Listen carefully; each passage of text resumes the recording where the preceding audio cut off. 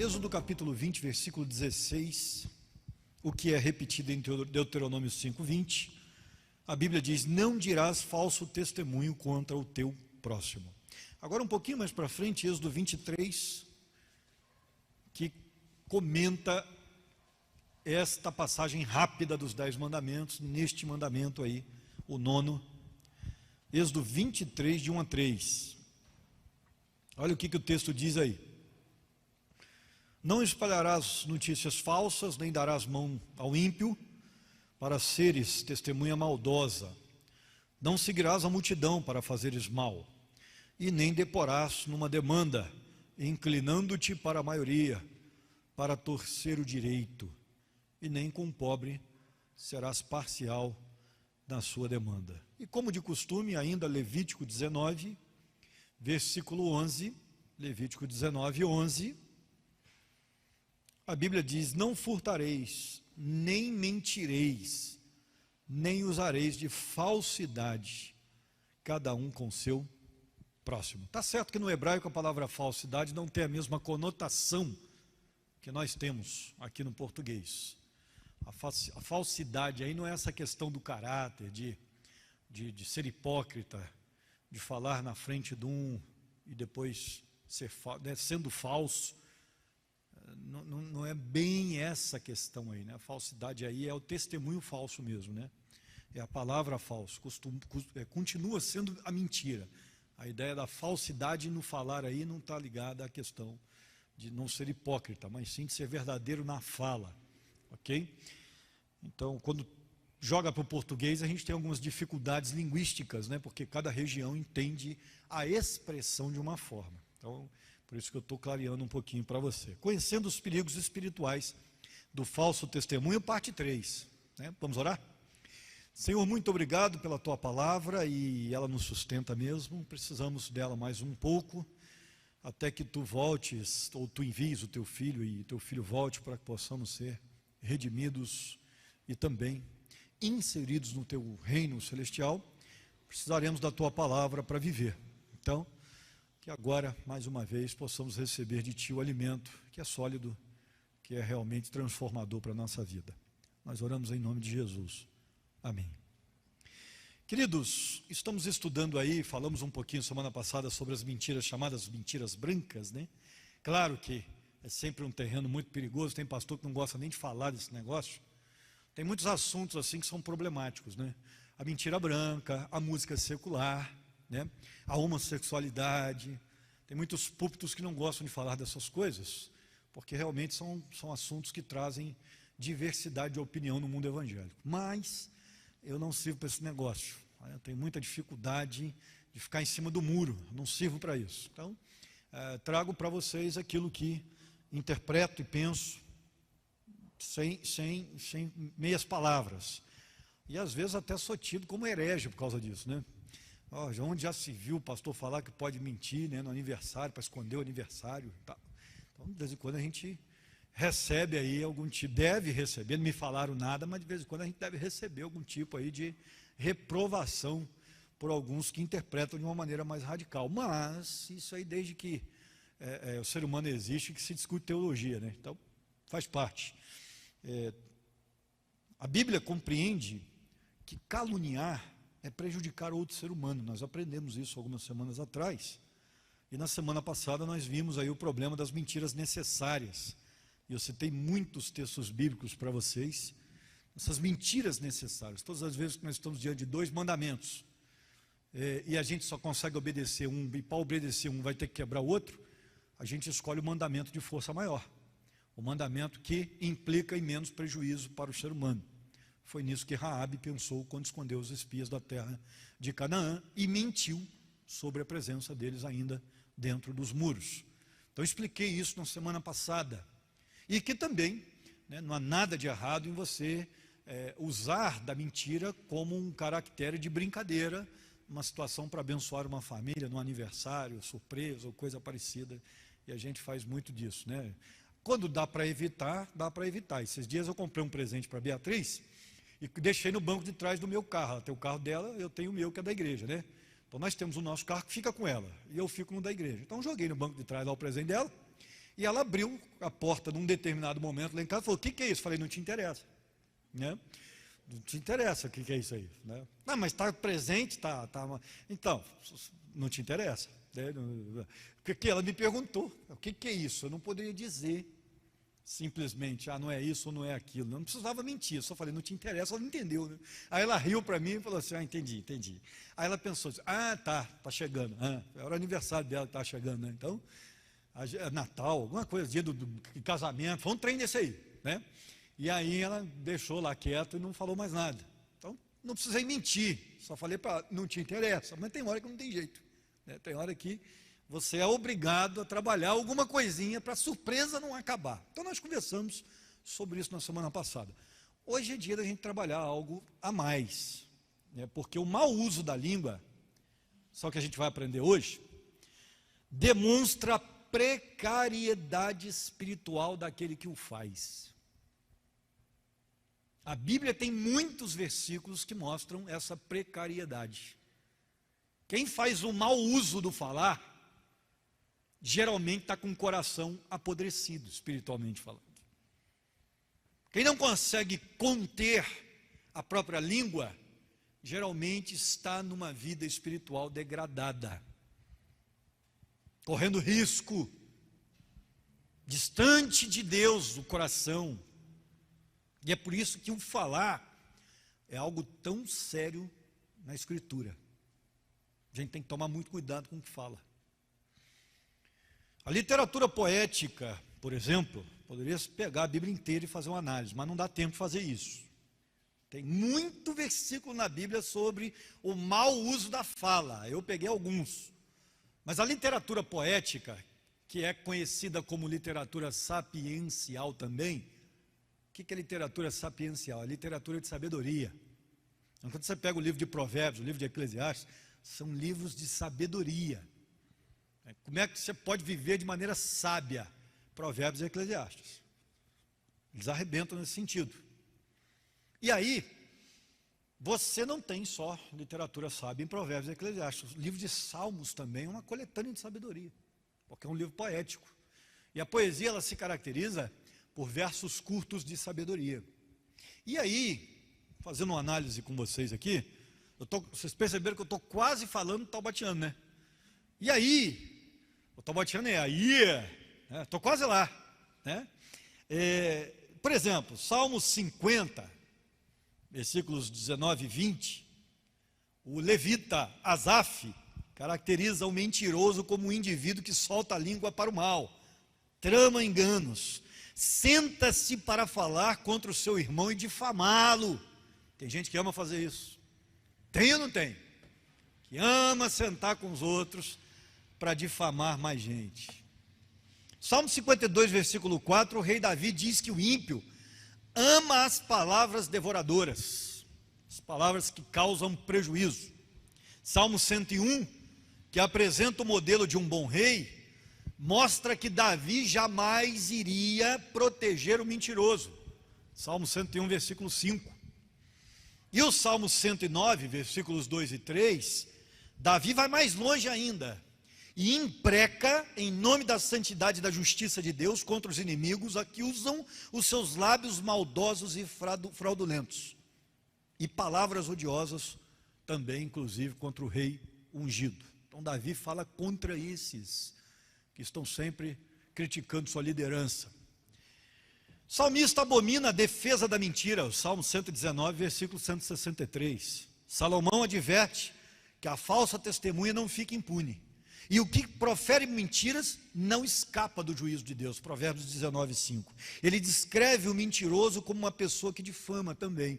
Provérbios 10, 18.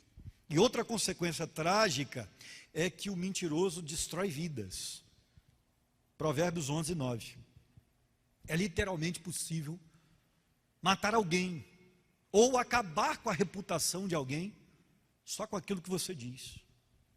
E é por isso que a Bíblia vai dizer que o mentiroso destrói uma pessoa. Jesus diz que o insulto ao irmão, chamá-lo de louco, coisas parecidas, é pior do que o assassinato. Mateus 5, 22. E Paulo, em 1 Coríntios 15, 33, vai dizer que as más conversações, elas corrompem os bons costumes.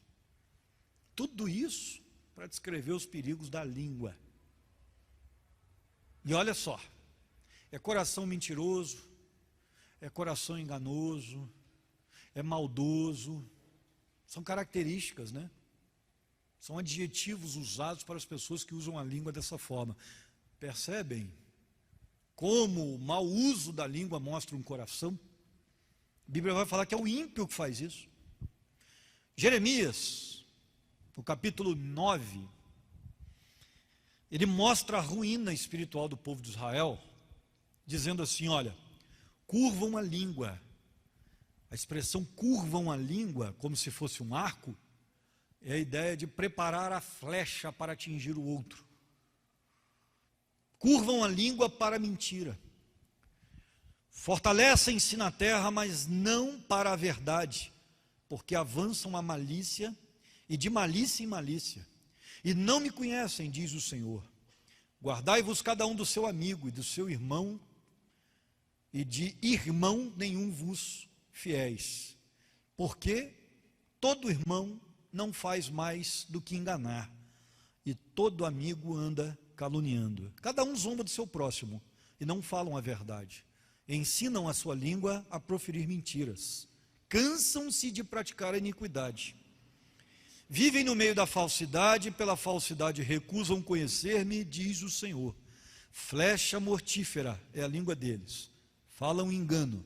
E com a boca fala cada um de paz com o seu companheiro, mas no seu interior lhes armam ou lhe arma ciladas. Percebe? Como é que é o coração de alguém que faz o mau uso da língua? Que na verdade está armando para o outro. Mentirosos, a Bíblia vai falar de iniquidade, vai falar de gente que zomba.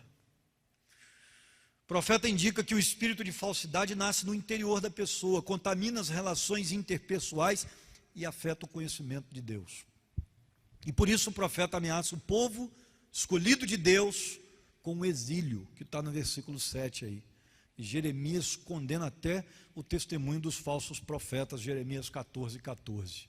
Nós temos muitas passagens na Bíblia que se preocupam com essa questão da falsidade, com essa questão da zombaria, com essa questão da mentira contra o próximo, com falso testemunho. Tem muita coisa na Bíblia sobre isso.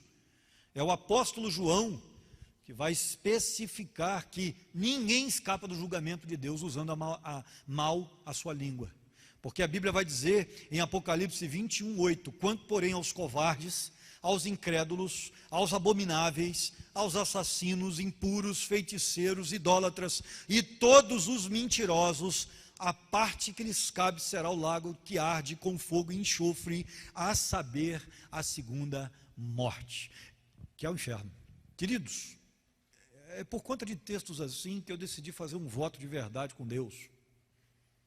Porque eu não quero ser mentiroso. Eu tenho medo desse negócio. Porque você vai usando uma mentirinha aqui, uma mentirinha ali, você começa a pensar, será que eu sou crente mesmo? Porque a Bíblia diz que os mentirosos não vão entrar no reino, cara. Tem alguma coisa errada nesse negócio. O negócio não está batendo. Ou eu tenho que vencer isso como crente, ou então eu não sou. Tem que começar a aprender a falar a verdade. E, gente, eu vim de um ambiente onde a mentira era normal. Minha família não era uma família de mentirosos, mas a gente mentia quando era necessário. E aí depois, que cria um hábito, o negócio fica difícil de tirar. Aí fui para o tráfico de drogas. Tráfico de drogas, se você falar a verdade, você morre. Ou vai preso. Então você tem que estar mentindo o tempo todo. Porque não dá para sobreviver falando verdade no tráfico de drogas. Muitas vezes você tem que falar o que o chefe quer ouvir. Não pode falar para ele a verdade. Por isso que é difícil sobreviver no tráfico de drogas. Porque você nunca pode falar a verdade. Você tem que adivinhar o que o chefe quer ouvir para você poder dizer. Olha que problema. E o cara que não sabe adivinhar, ele morre rápido. É complicado. Aí me converti. E tinha coisas mais graves para me preocupar. Claro, a gente deu um tapa assim na mentira, né? Um tapa bem dado. Mas a preocupação não era com os mínimos detalhes. Eu tinha mais coisa para preocupar, né? Muitos outros pecados mais graves e aparentes que precisavam ser resolvidos primeiro. E aí o jeitinho brasileiro vai ficando para o final, né? E de uns tempos para cá, eu tenho prestado muita atenção nisso. No que falo, a questão da verdade, as mentiras profissionais. Pastor tem mentira profissional, sabia disso? É porque o crente ele não gosta de ser confrontado, ele não gosta de ser exortado, ele não gosta. E tem uns irmãos que viram para você assim, e falam assim, ó, pastor, o senhor acha que eu sou assim? Porque se você falar, eu acho, você perde a ovelha, né? Aí você fica no meio daquele negócio assim, fala ou não fala? As mentiras profissionais que muitos usam. Eu comecei a cansar desse negócio. Pastor, fala a verdade, não é o melhor arroz doce que você já comeu? Não. Não é mesmo. Entende? Tem esses negócios. Olha, irmã, é um dos melhores. Mas aí eu comecei a pensar, mentira também, que não é um dos melhores. Entende? São mentiras profissionais. É um problema, cara. Você tem que viver com isso. E não deixa de ser mentira. Pode ter parecido ao contrário, mas a verdade é que, assim, usar de mentira é o último caso, cara. Você pode sair por aí usando mentiras ao bel prazer. Como eu falei das mentiras brancas, lembra? Todos os casos bíblicos estão relacionados com morte. Não dá para usar toda hora. Ah, não, mentira branca, porque é mais importante o irmão ficar feliz. Que nunca foi. Isso não tem toda hora, você tem que estar agradando os outros falando mentira. Até porque verdade é um negócio necessário para o nosso bom andamento, em qualquer lugar. E esse pensamento apodítico, irreversível, afirmado também por Paulo, é repetido em Apocalipse 21, 27 e 22, 15, ou seja, os mentirosos, o que é apodítico? Que não pode ser revogado. Os mentirosos não vão herdar. Ou você vence a mentira e prova que é convertido, ou então provavelmente você nunca foi. Porque tem que vencer esse negócio. Ah, pastor, mas se eu morrer amanhã eu não venci ainda. Então não deu tempo, mas tem que lutar. O ladrão da cruz não teve como vencer muita coisa, ele não viveu para isso. Mas a gente não pode parar de lutar. A triste história de Ananias e Safira, vocês se lembram da história? Está lá, Atos capítulo 5, de 1 a 11, mentiram, não só para a igreja, mas ao Espírito Santo. O marido mente sobre a venda da propriedade, cai dura, a esposa chega depois, reafirma a mentira e cai dura também.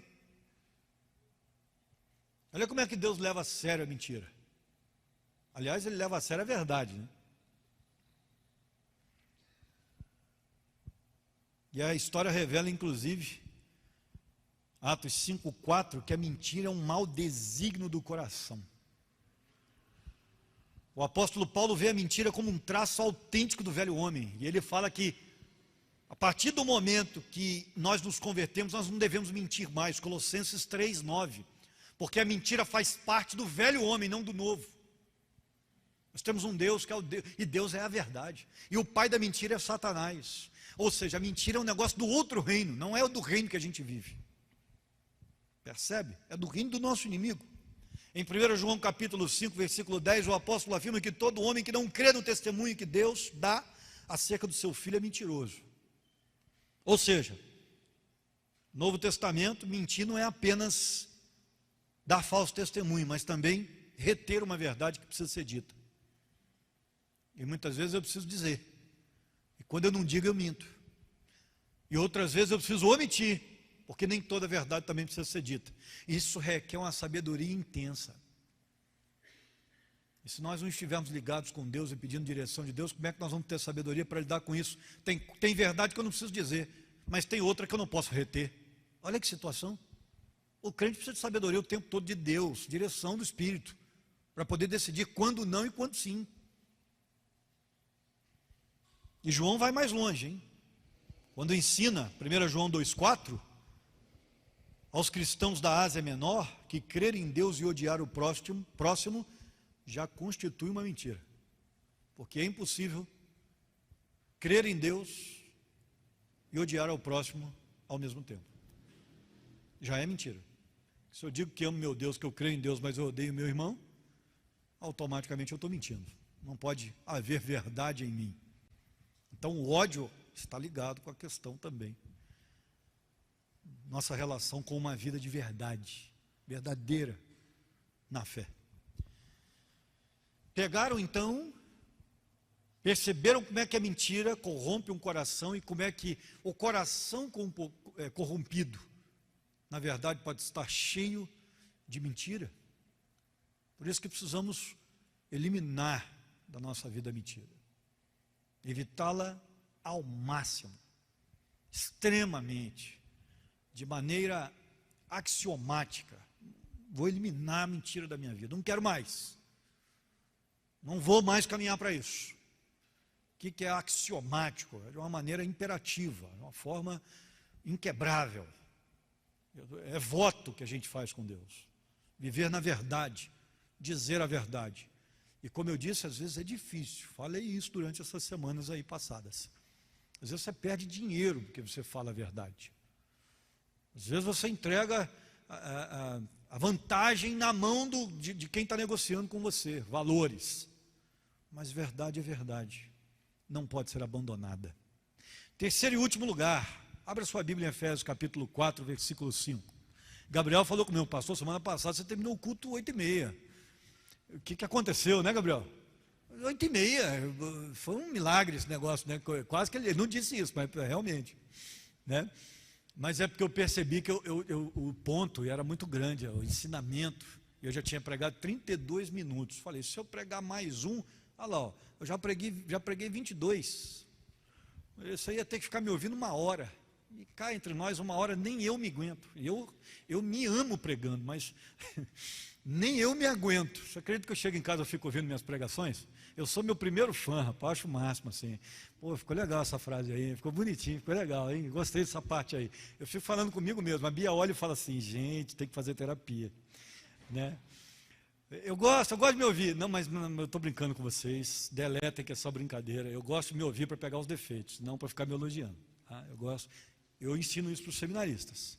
Tem que chegar em casa, está lá gravado, vai ouvir, vai ver, para ver os erros, para ver onde você errou, o que foi bom, o que não foi, né? Então eu faço como autoanálise. Eu sou bem exigente comigo mesmo, embora eu goste de pregar à vontade. Não gosto desse negócio de muita regrinha para tudo e não poder nem olhar para o lado, não. Eu gosto de pregar à vontade, ser eu mesmo pregando. Eu acho que fica mais natural. Você não tem que viver um papel, não. Tem camarada que vai pregar, muda até a voz, né? O camarada está acostumado a falar assim, de repente ele assume o púlpito e ele fala, irmãos, pô, mas o que houve? Né? Será que desceu alguém? Né? Porque é outra pessoa, não pode. Né? Então eu não gosto, mas eu gosto de analisar, que aí a gente cresce, a gente aprende um pouquinho mais. Abriu a sua Bíblia, Efésios capítulo 4, Efésios é uma carta complicadinha de achar, por isso que eu fiz uma introdução aqui para você.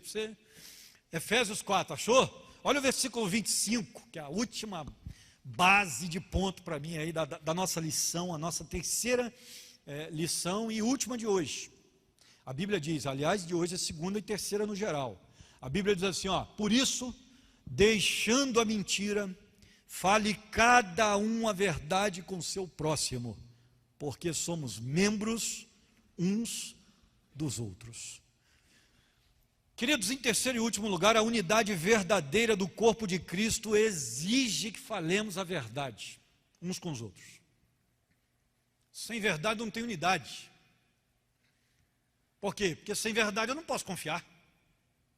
E se eu não posso confiar, não tem relacionamento. E se não tem relacionamento, não tem o quê? Não tem unidade. Percebe o problema da mentira? A coisa é gravíssima dentro do corpo de Cristo. Olha o ciclo, se eu não tenho verdade, eu não tenho confiança.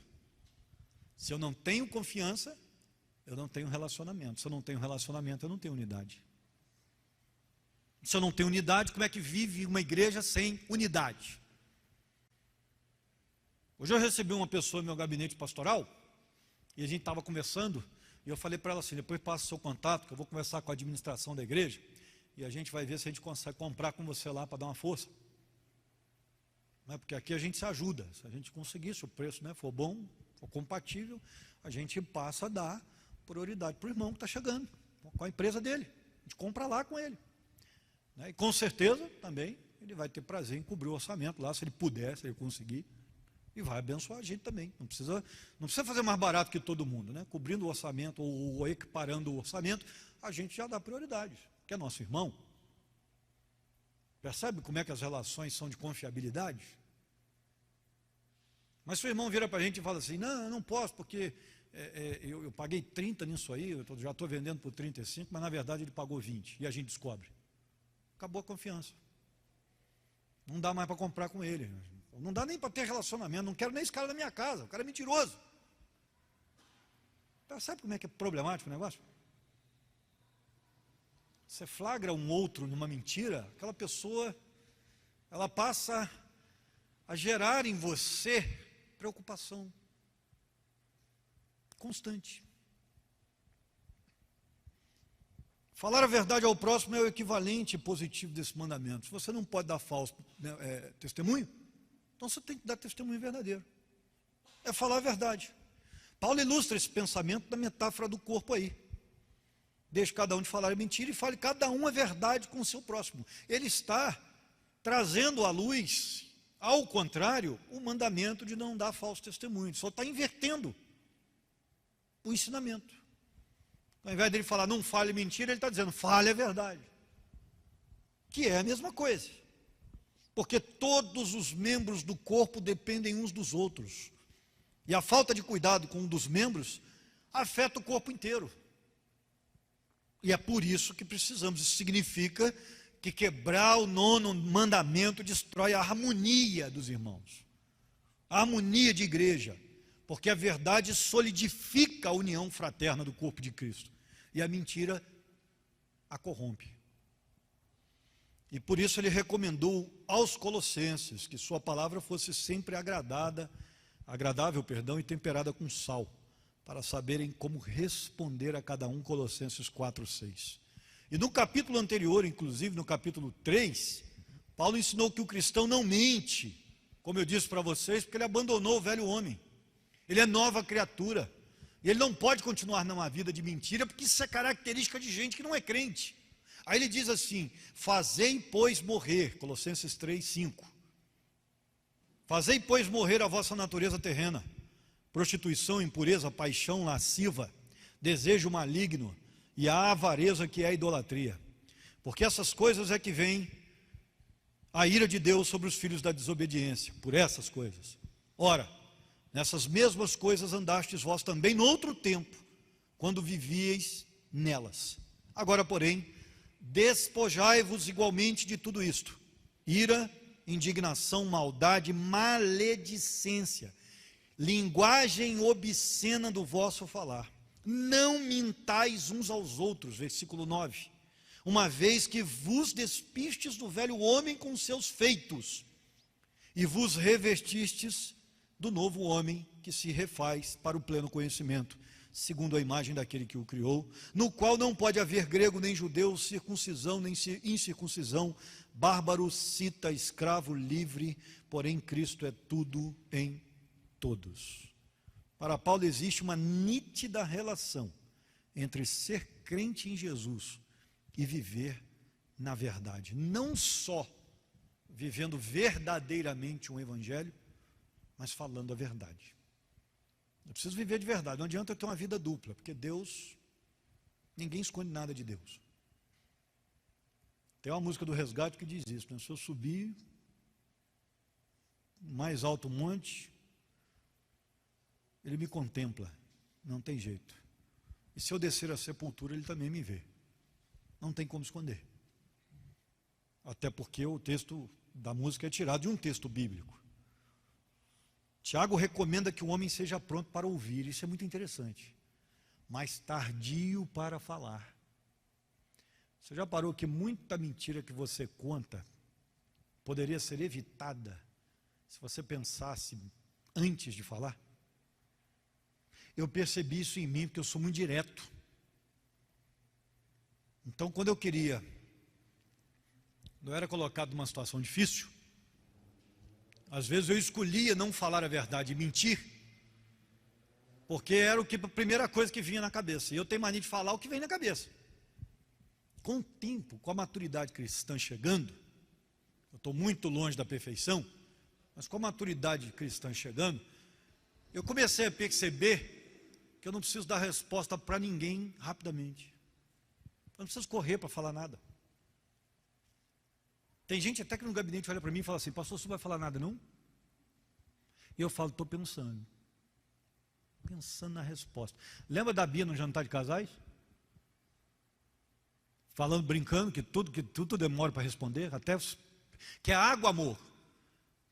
Aí ela fica esperando lá na cozinha. Amor, que é água.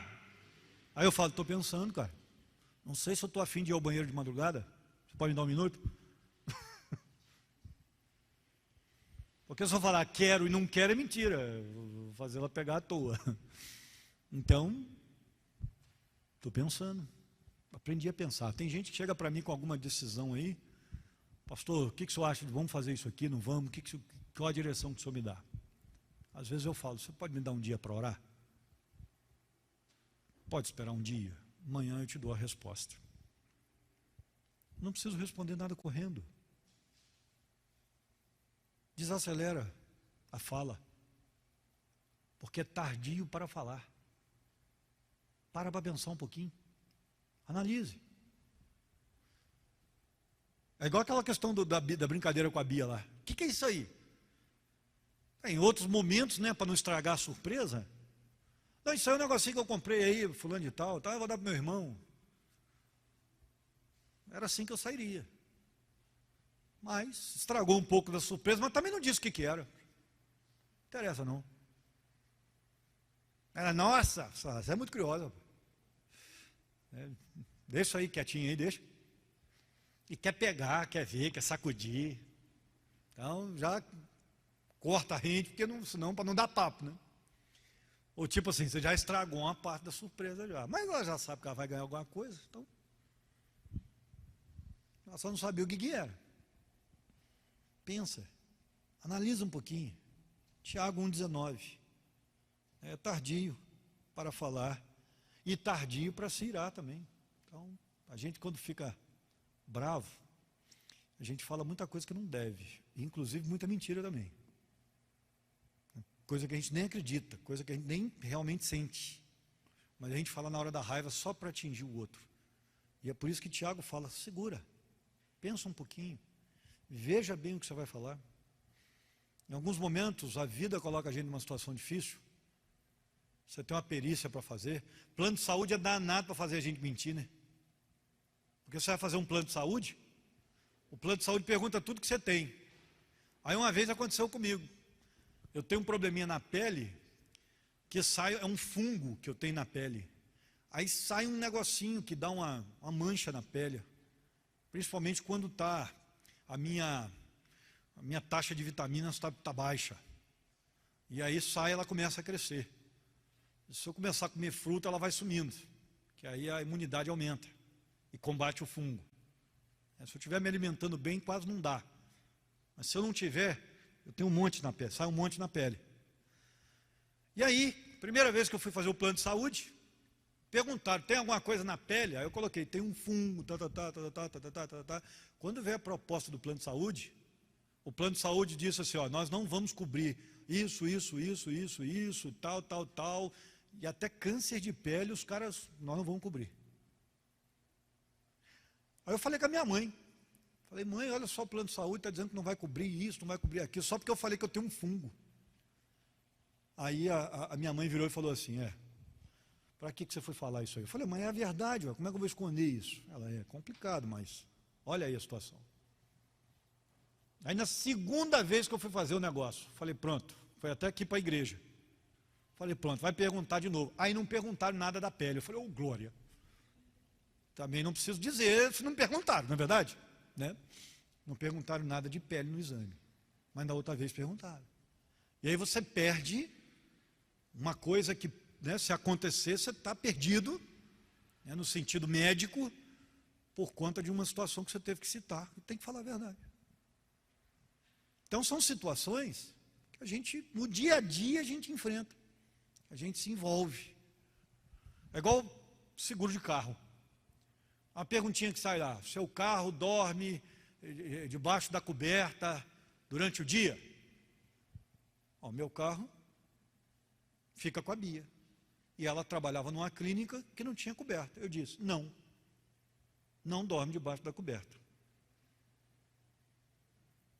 Aumentou lá mais de R$500 do seguro só por causa dessa resposta. Ou seja, é o que eu estou dizendo para vocês. Vai, inclusive, ter prejuízo financeiro a partir do momento que começar a falar a verdade. Mas não tem faltado, irmãos. Decidi estabelecer esse princípio já tem tempo. E Deus tem abençoado. Não tem faltado. Deus tem cuidado de tudo. Eu não vou vender a minha santidade por conta de R$500. E confesso a você que tem hora que dá vontade. Mas aí você lembra de que o seu Deus é o seu provedor, é o seu redentor. E Ele abençoa o justo, Ele abençoa o verdadeiro, o coração que ama a verdade. Nosso Deus abençoa. De vez em quando tem alguém me perguntando, né? Pastor, vou fazer uma entrevista amanhã, falo isso, não falo? Só fala, tem que falar, ué. Se perguntar, tem que falar. Pastor, mas aí eu posso perder a vaga. Mas não vai perder o seu Deus, não.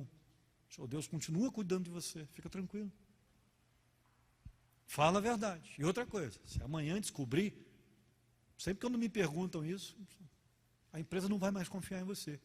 Aí que você está perdido. Fale a verdade. Não pense na vaga, pense na carreira. Pense no testemunho, no caráter e no seu Deus que está vendo.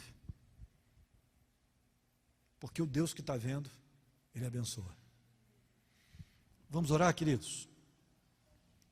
Se você quiser estudar em casa, dar uma olhadinha, o capítulo da língua na Bíblia é Tiago, capítulo 3. Tiago mostra a dificuldade que o homem tem de dominar a sua língua, versículo 8, e ensina que uma língua boa produz frutos de um coração bom, versículo 12. Então essa luta constante que Tiago fala não é fácil, mas com a ajuda de Deus a gente consegue. E vamos pedir isso a Deus agora. Senhor, que nós consigamos dominar a língua, dominar aquela vontade de mentir pelo lucro imediato, ou até mesmo para não ficar mal com outrem. Abençoe isso, que sejamos verdadeiros sem que sejamos grossos e mal educados, que Tu estejas nos dando sabedoria. Nosso compromisso com a verdade precisa ser em primeiro lugar, mas precisamos, ó Deus, da Tua sabedoria para lidar com o dia a dia, a partir do momento em que vivamos a verdade. Abençoes o Teu povo e dê sabedoria ao Teu povo, caráter cristão, bom testemunho, que a verdade domine a nossa fala e que a sabedoria para dizer ou não as coisas também venha do Senhor. Que o Teu Espírito nos dê freios na língua, que inclusive ela não seja usada para prejuízo e destruição dos outros. Que tenhamos maturidade na fé. Nós Te pedimos isso, em nome de Jesus.